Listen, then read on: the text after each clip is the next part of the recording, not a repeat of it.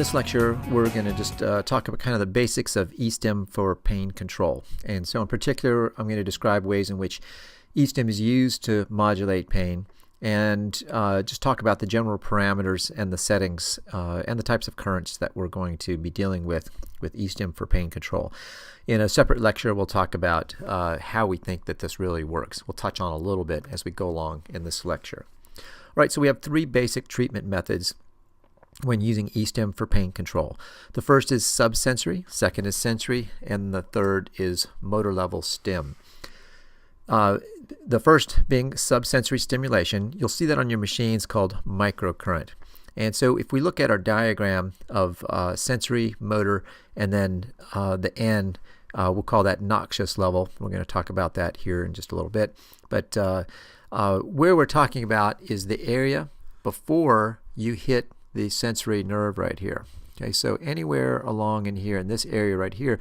So before we've really depolarized anything, that can be felt. Okay, so that's called microcurrent, subliminal stimulation, and the intensities are just well below the threshold for nerve depolarization.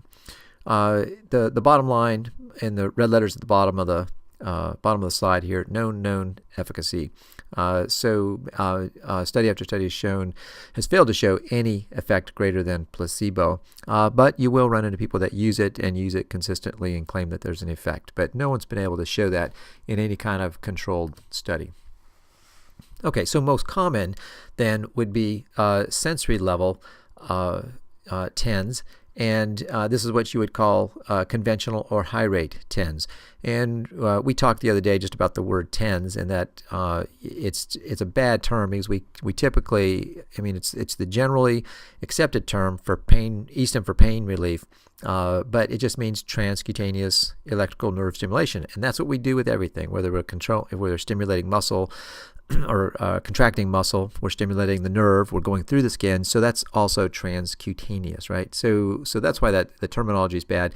Not going to go away anytime soon, so we just have to deal with it. So, typically when someone says set up a TENS treatment, this is the one that they're going to be talking about right here. All right, so also known as conventional high rate TENS, and the parameters of that are usually in the 50 to 100 hertz, usually more towards the high end. You'll see the machines coming to life more along that line of the 100 hertz or pulses per second, but with a very low duration. So again, looking at our pulse duration curve right here, we're going to be out in this area or down in this area in this 20 to 100 range right here. And so we're going to use that so we preferentially just get our sensory nerve fibers stimulated.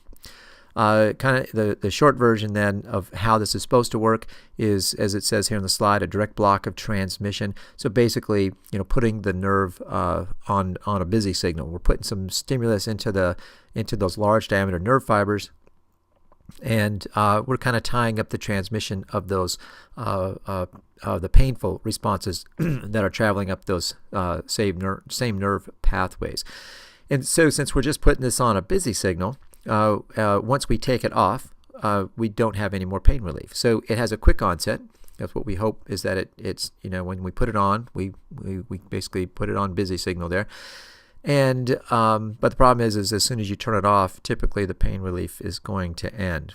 All right, so the indications for it then are when we want to have pain relief, when we have stimulation. So good ways to use any kind of pain relief stimulation is maybe during your exercise. So you've got someone that comes in is having trouble doing their low back exercises, so maybe you do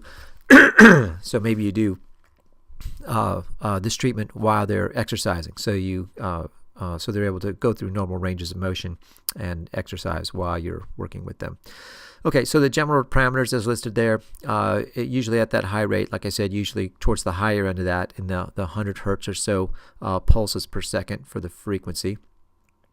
Low duration in that 2 to 50, and that's probably usually closer to that 50, maybe 40 to 50 microseconds.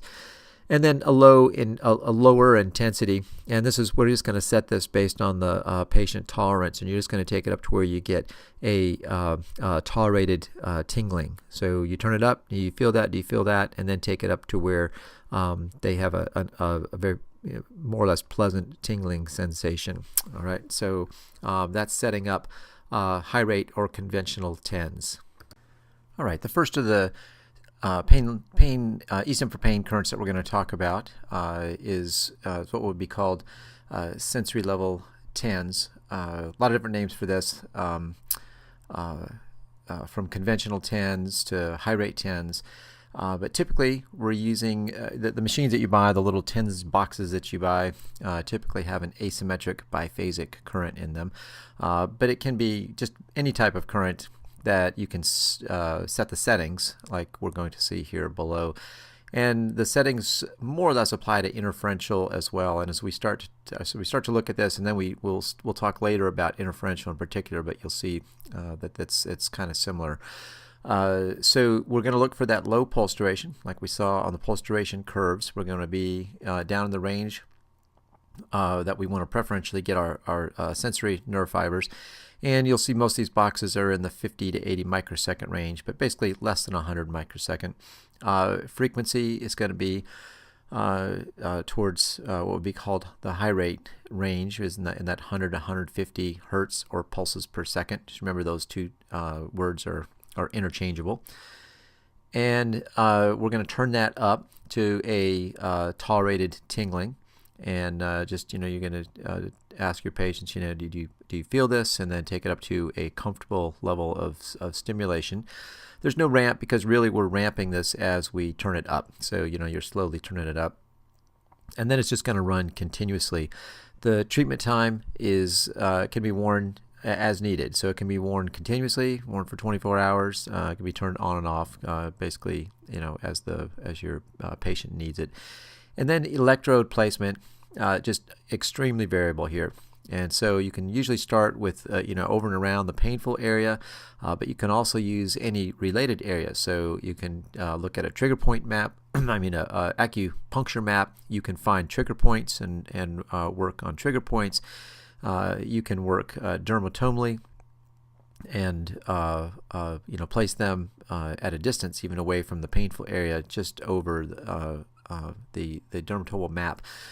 For instance, you can, for someone with radicular pain down through C8T1, you could take the pads and put them at about the C8T1 vertebral level and possibly get some effect right there as well. And so moving on then, looking at the next way to apply E-stim for pain relief, we're going to talk about what's called motor level TENS, or low rate TENS, or acupuncture like TENS. Lots of different names for all these different things. But basically what we're talking about here is a very low rate, less than 10 pulses per second. Again, pulses per second, or hertz. The low rate, but we're stimulating muscle at this point. So we're getting a muscular contraction, and but at a very relatively low rate, 10 pulses per second. And so the mechanism for this, the main theory is that this is opiate mediated. And so as you can imagine, if we're doing something with an opiate, that we're going to get a little longer lasting effect. So this one is typically used after you do the treatment, that you can tell your patient that what you hope for is that you're going to get some pain relief over the next 45 minutes, basically like taking medication. It's not going to come on immediately, but we hope that it's going to last for a few hours after you've applied it. And so basically you're going to use it when you want pain relief after the stimulation. So if you want to block something immediately, you're going to want to use your high rate TENS. If you want a little longer lasting, sort of after the treatment, then motor level TENS is going to be a better bet. So the settings for this, again, any kind of stimulus that you can use to contract muscle. So you're going to be in that 100 to 600 pulse duration range. Again, more commonly in the middle of that range, 200 to 300 or so. And you're going to turn this up until you get a nice contraction. So kind of a tolerated contraction. It doesn't have to be, you don't want it to be painful, but you're just going to get a nice twitch of the muscle going. It should definitely be visible and tolerated by the patient. That's why I just called it visible and tolerated contraction. Again, no ramp, because you're ramping this yourself as you're turning it up. You're just starting the machine, turning it up till you get that nice contraction. Hit the start button. The start button just starts your countdown timer, and it'll run. Treatment time for this can be 20 to 30 minutes, sometimes shorter as well. There's no on-off. This is just going to run continuously. Again, your pulse frequency is going to be somewhere less than 10 pulses per second, and electrodes, again, here you're going to go over the area that's related to the pain, where you're finding the problem. Okay, another way to apply this is using what's called Noxious level stimulation. This used to be marketed as a machine called a neuroprobe, and we have one here in the lab, and we'll pull that out and play with it a little bit. But this is most commonly used when someone has chronic pain and where the other types of E-stim have failed. But this is another area that's commonly neglected. Most people won't know how to do this, but it can be very effective with your dancers and just your overuse sorts of people, like musicians, that are constantly having to use their extremities, and maybe have a really bad epicondylitis or something, but they're practicing 8 or 10 hours a day, and that's how they're making their living, and so they're working right through their pain level. So someone like that's got that chronic sort of pain, this has been shown to be pretty effective, and it's a pretty short treatment, and again giving you long-lasting pain relief. Looking at our pulse duration curve, we're out where on this diagram it's showing it as an N for Noxious level stim, and so we're getting out where we're hitting some of those pain fibers. And so the type of current that you want to use for this, you can use a lot of different types of current, but I'm just going to put it on here as using Russian current. We'll look at a short little article that I ran across recently by a researcher from over Delaware that I heard last year at CSM, and this was the recommendation here. This is, I guess, one of the ways it was first described, and that was using Russian current. So of course we're back to our 2500 hertz, 50 bursts per second. And it was initially described with an on-off time of 12 seconds on with 8 seconds of rest, using some pretty small electrodes directly over the site of the pain. And the amplitude, you're going to take this to a max tolerable tingling. So I didn't put that word in there, but max tolerated tingling. We're not going to try and drive this to a contraction. So you've got to watch this one, because it's going to really want to try and contract the muscles. So you're just going to take this up to a max tolerated tingling, and I put a reference in down there below from a JOSPT. And precautions or contraindications, really the same for any other E-stim device, as we discussed. For pacemakers, often it's suggested that an ECG is done during a TENS trial to make sure there are no adverse effects. So one of the things to look at is just who's doing the referral for the TENS unit. When you've got a patient that does have a pacemaker. Typically these days pacemakers aren't affected by TENS units, but always a good question to ask. And so good to call the physician or ask the patient, was this is this being recommended by your cardiologist, and has he seen his cardiologist recently? Does he know he's getting a TENS unit? And so do some trial and checking like that prior to giving just handing one to someone who does have a pacemaker.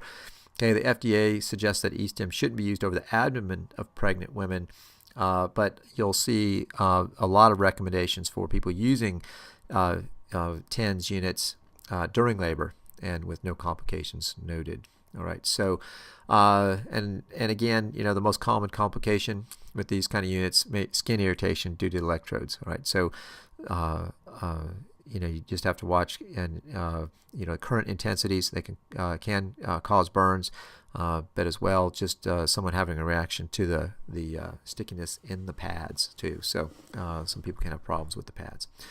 All right, so that basically covers the major types of stim that we're going to be using for pain relief. We didn't talk in particular about interferential, and so we'll talk about that in another lecture as well. But interferential would be the other current that we're going to be using for pain relief. And after you look at these parameters and then we start to talk about interferential, you kind of get the idea of why interferential works very, very similarly. And we'll look at that in lab this week. All right, I'll see you guys in lab. Bye.